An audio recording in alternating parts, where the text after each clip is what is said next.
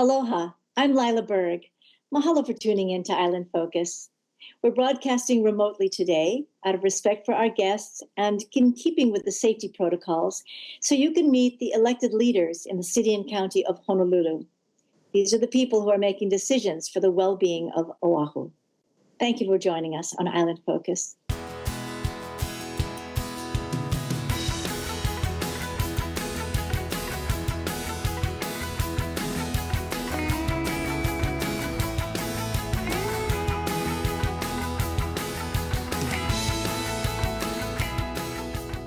Great to see you again, especially in this role, Steve. How are you doing?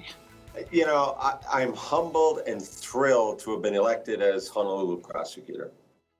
And the mandate I got from the citizens, the voters, was restoring trust to the prosecutor's office. And I have been really busy ever since the election doing just that. Well, that's always been your persona anyway, you know, living a life of integrity and expecting that of your employees. Yeah. Well, and this is a big office, almost 300 people. But I took a look at the personnel that were here. Many deputies, really good deputies, really good staff. A couple had retired. I asked several to leave, that they would not be reappointed. We had a lot of moves to make. But when I did that, I reached out to the division chiefs to ask their recommendations on who to appoint to these new positions. They had never been asked that before. We're then setting up hiring committees. We put the supervisors on those hiring panels because they're going to be working with the folks. And I made it a point to meet with all of the people that work in the office, each of the divisions, the lawyers separate from the staff because of COVID. But I told all of them my personal feelings on this, what my expectations were, that I would have zero tolerance for any sort of discrimination, any bullying, any sex harassment, a hostile work environment. So when you're talking about trust and you're starting on the inside so that the public can feel it and see it on the outside, it's attitude, but it's actions. It is. It's both. And one of the things we're doing, I've assigned Tom Brady, who I hired as my first deputy. He worked at this office before, but he had been with the U.S. attorneys for 26 years. He is going to do a thorough management audit of every case Kathy Kealoha touched.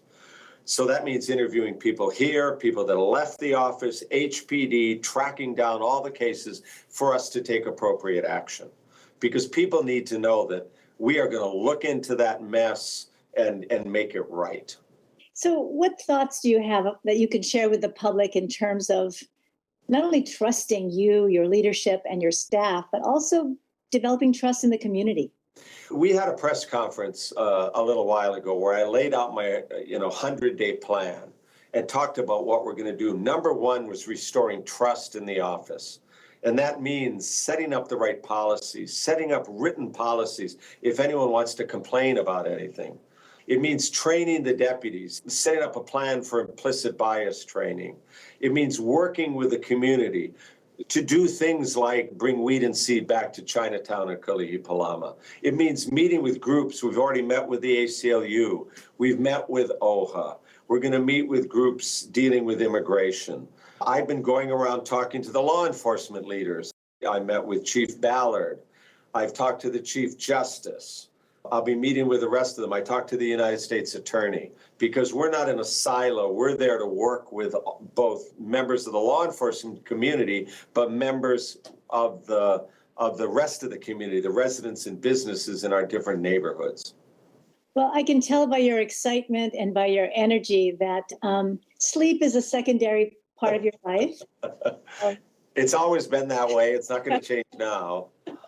It's contagious. And, the energy that you bring into the office and to people, I'm sure we will see as an outcome of the employees, the staff. Right. Well, I didn't take this job not to do things, right? I mean, I'm not looking for another job.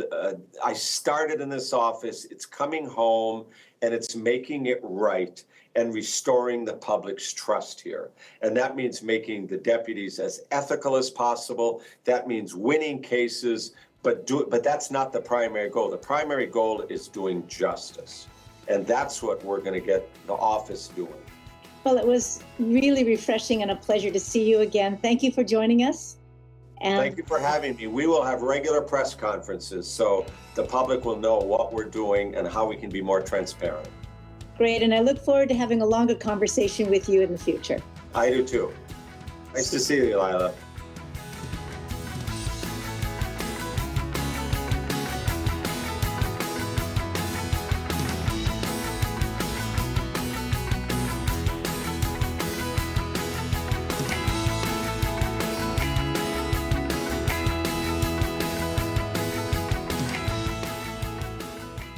Hi, Calvin, and there you are in your new office. Thank you. What are some of your priorities? Thanks, Lyla. The district is a large district as far as the density of it. Coming from Pololo Valley, we're moving on to St. Louis Heights. But before we get to Manoa, we have the area of Kaimiki and Kapahulu also.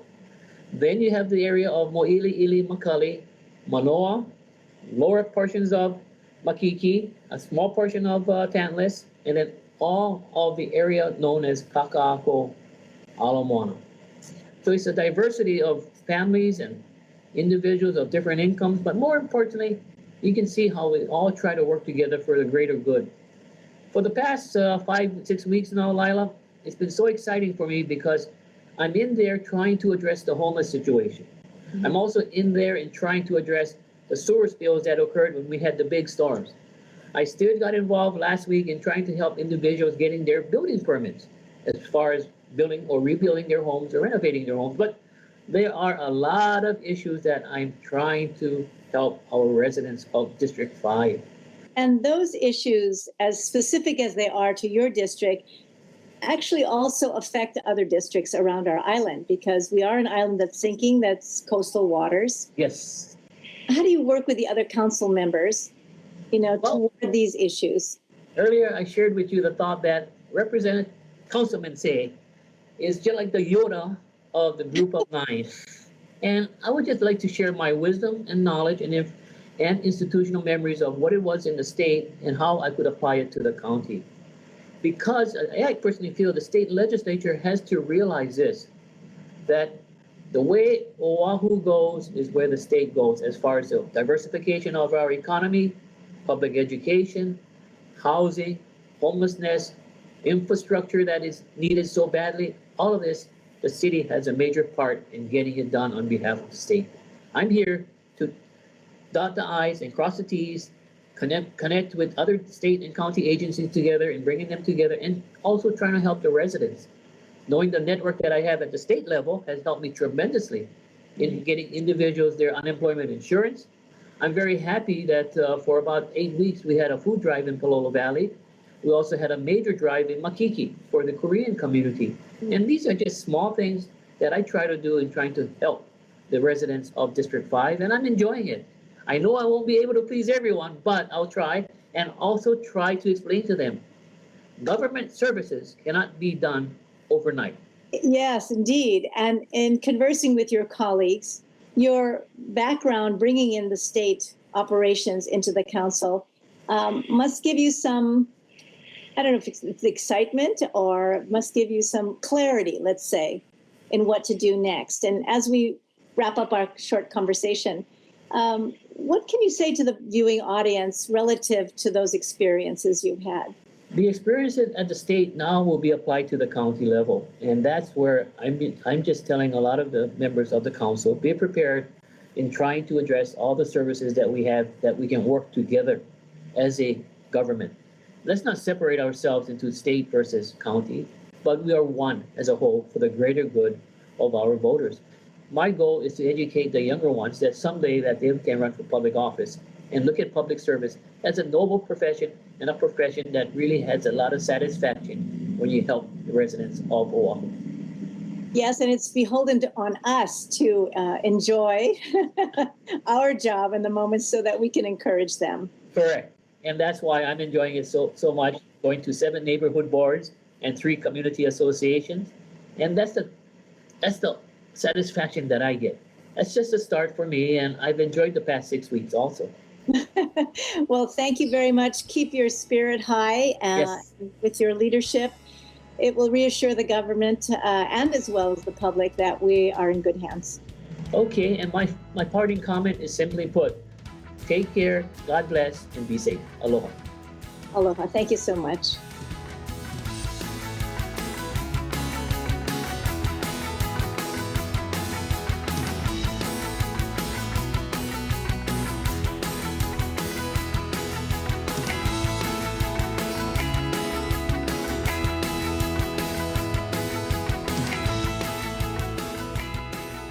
Thank you for joining us, Radiant. I haven't had the pleasure of meeting you in person, but please tell us a little bit about yourself and your district and your primary area of concern in your district. Hi, Lyla. Thank you so much for having me. My name is Radiant Cordero.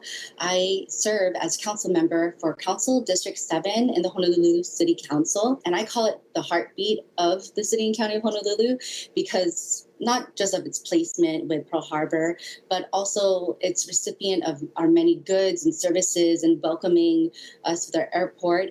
But it spans from Pearl Harbor and Aloha Stadium to Iwilei and Laliha. So it has like the harbor, Sand Island, airport, Kalihi, Salt Lake, and more. With such a diverse district and different communities and different populations, what are your challenges and how will you move through it? I have the top 2 census tracts with the poorest census tracts, as well as some of the highest with our military, as well as Foster Village. And then I have some of the highest concentration in public housing in my district. Along with that, we have a lot of social and emotional services for youth and families. So through this pandemic, we've seen a lot of our communities just coming together with responsibility towards prosperity for all of our communities and allowing for those programs to be supported, not just by the people it helps, but by people in neighboring communities.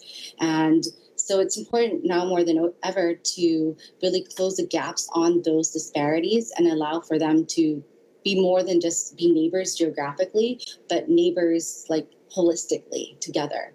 Part of your challenge would be getting information to them, as well as them paying attention to the information you share. How does that relate to your overall responsibility with the City and County Council and all of Oʻahu? So, as a council member, I definitely hit the ground running just last month to work with our community as well as our agencies from our state and city to bring our stakeholders to our community. I wanted to ensure that the city services are equitable for my neighbors, and they don't communicate through social media. They won't pick up a phone call when you're, calling them or look at their mail. Really taking our city council office, sometimes our meetings, and inviting my state representatives and senators with me into the community so we can discuss our issues about our community with our community. And given your age and also given your newness, I guess, your newly elected position, you bring a refreshing perspective. What would you like the audience to know about that perspective that you have? Absolutely. I'm a daughter of Kalihi. I reside in Moanalua now.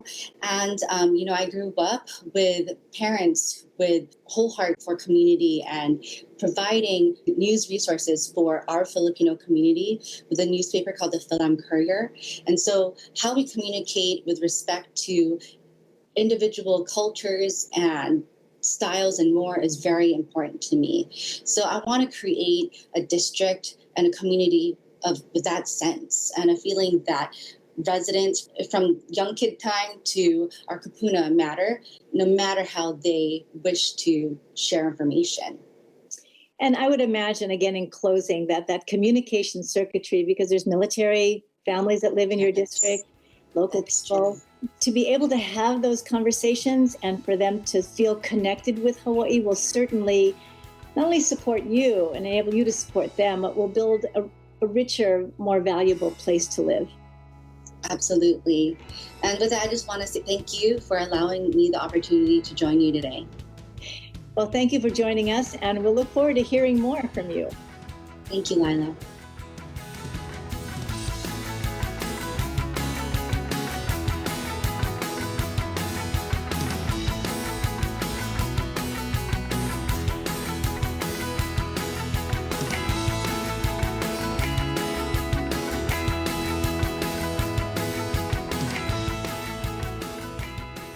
You've been very busy there, Heidi, at the council. Explain to our viewing audience your district and your basic priorities for them. Thank you, Lyla, and thank you for the opportunity to share with you today. So I'm proud and humbled to represent District 2. We are actually the largest geographical, covering 40% of the island. So we start in Mililani Mauka, then we come through Wahiawa, Whitmore, wrap around the North Shore and Windward coastline, all the way up into Kahalu. So we do have a very expansive district with lots of different types of communities and lots of different priorities. And I'm just very grateful for the opportunity to serve such a diverse district with so many very special communities within it. And I'm sure even though each community and every neighborhood has its own uniqueness, there are some common issues that you're dealing with over there. Right. So when taking office, previously I had the opportunity to work with Councilmember Ernie Martin. So during those 8 years, we really focused a lot on infrastructure. So we did a lot of the roadway improvements. And moving forward, as I took office 2 years ago, I knew there was a lot of continuing infrastructure improvements that I wanted to, as a team, really collectively work on. And so I've been very excited about the work that we've been able to do in each district. The parks have been and continue to be very important to every community. So Wahiawa District Park is receiving a major upgrade as we speak. The gym was completely redone, almost finished. Complete repurposing of the electrical there. And Wailua District Park, the swimming pool and ball fields, the same. And Kahuku District Park got their lights up. And so we've been working really hard with the communities to make sure that we show that the city is out there to address the concerns and make sure that they feel that their community is being taken care of and is there for them to enjoy and live a very enjoyable lifestyle there. So. And as you're describing your district, right, from rural to country to suburban and even a little bit of city, how does that relate to the overall island responsibility you have at the council? So as far as managing what's the concerns in each district and in each community, we also have our jurisdictions that we handle as chair of committees. So this year I was very fortunate and humbled to chair a public safety committee, which is really a great responsibility to handle that issue of public safety, especially during these times, and work with my colleagues and with the communities, with Honolulu Police Department, the Fire Department, Emergency Services, and Ocean Safety to make sure we're addressing the public safety concerns for the city. And so that is also a really important role that I'm going to be looking forward to working with the communities and my colleagues on as we move forward in this year. And it must be quite a challenge and opportunity also, not only to address the issues external of the city and county departments, but also internally. A lot of ways, especially now with the issues that we've faced with COVID and how we made it through this past year and moving forward to the next year, there's so many ways that we as the city departments really can and will be coming together to make sure that the people, the residents, are feeling that we're listening to their concerns. We understand what a challenging year we've been through and are here to support and make sure that we find a path forward in the best way possible. So everybody feels as though that Hawaii is still a beautiful place to call home and that we are still really listening and working hard to make sure that it stays that way for ourselves and for future generations.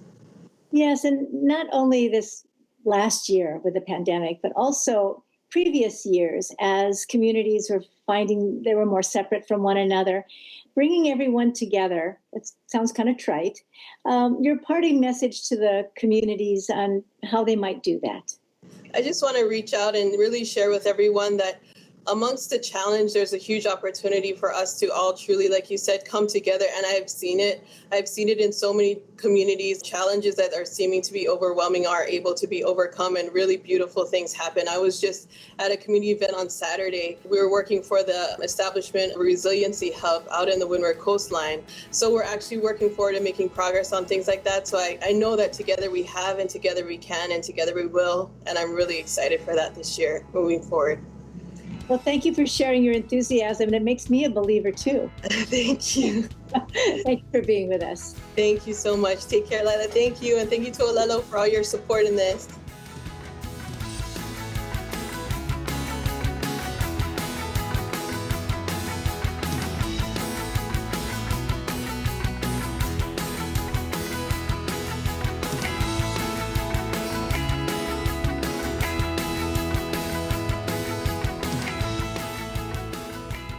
So, Augie, here you are now on the City Council. a new role, but not necessarily a new responsibility. Yeah, no, absolutely. I'm really honestly enjoying my time the last month, and I'm learning a lot. You know, one of the reasons why I ran is because I love my community, and I've worked for some pretty awesome leaders like Mayor Billy Kinoy, Lieutenant Governor Shantit Tsui, and in the last couple of years, working with my daughter's nonprofit, going out, reaching out to the community, I just found a love to want to help make our community a better place. So that's one of the reasons why I ran, because I love this place. So maybe could you share with us what your district is, and then what is your focus for that district? Absolutely. Thank you. Yeah, our district is a really big district. District 9 is made up of almost 157,000 registered voters, you know, from Mililani town down to Ever Beach, Water's Edge, Iroquois Point. So it's a really big community. And prior to COVID, I'm so thankful because I wanted to start early because I felt like it was important that people get to know Augie more than just Augie the entertainer. And I understand. And I needed to get out there and talk to them one-on-one. And I was lucky. I did 10,000 homes prior to COVID. And two big concerns, public safety and parks, you know. So it is awesome that I get to, you know, co-chair public safety with Councilwoman Heidi Tsuneyoshi, who's a great mentor right now. It's really teaching me understanding the ins and outs of council. As well, I'm the chair of parks. And if you know my history, I grew up in Kalihi Valley, and the parks played a real big role in my life. I wouldn't be talking to you right now if it wasn't for amazing people at the Park and Rec and amazing people around me that challenged my life and made me into the person I am today. So the ability to be outdoors in parks, on the shoreline also, even though it's not your district, and to feel safe at home on the streets. That relates to the whole island. Absolutely. And that's why, like, I'm really, really excited. You know, the concerns were we saw a spike in crimes of opportunity, people assaulting the elderly, people in my district, they're concerned about that. And our district is growing, but the police beats have stayed the same for the last 20 years. So that's why I'm so excited to be a part of that discussion. And like not only talking to Shopo, the police chief, and how we can help meet that needs. So that's why like I'm so blessed, Lyla, to be a part of that discussion. Well, and every community has their variation, right? And their degree of those two concerns. Mm-hmm. As we wrap up our short conversation for today, what message of hope or enthusiasm or inspiration can you give to our viewing audience? You know, I fell in love with my community as I went door to door in the neighborhood. And one of the things that I'm committed to do, as well my staff, I have an amazing staff of enthusiastic people that's ready to not only see my vision, but, you know, help the people in our community have a vision for our district too. So one of the things that I'm going to do and we're going to do is meet every single neighborhood board member, you know, because they are the heartbeat of our community. And I think it's time for us because we know that these are challenging times. We've never experienced anything that we're experiencing right now. We know that money is going to be tight. And this is where we all need to step up in our community and really showing aloha. Your message of caring goes even further than aloha. So thank you so much. We'll look forward to hearing more and wish you the best. Thank you for joining us, Augie. Thank you so much for having me.